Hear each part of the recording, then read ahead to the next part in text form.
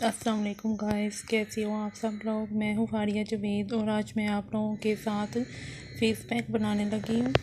तो ये face pack है स्किन ब्राइट एंड लाइटिंग, और ये ऊपर पोर्स भी रिमूव करेगा। आपके जो स्किन के ऊपर स्पॉटलेस हो जाते हैं वो भी आपके रिमूव करेगा। तो इसके लिए हमें चाहिए 1 टीस्पून मुल्तानी मिट्टी, 1 टेबलस्पून बेसन, ये रोज़ वाटर है, ये मैंने घर पे बनाया था। तो ये स्किन शाइनर है। तो हम इसमें मुल्तानी मिट्टी में हम बेसन डालेंगे,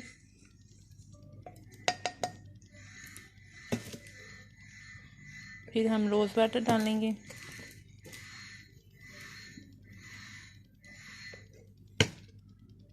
फिर हम स्किन शाइनर डालेंगे। तो इनको अच्छी तरह मिक्स करेंगे।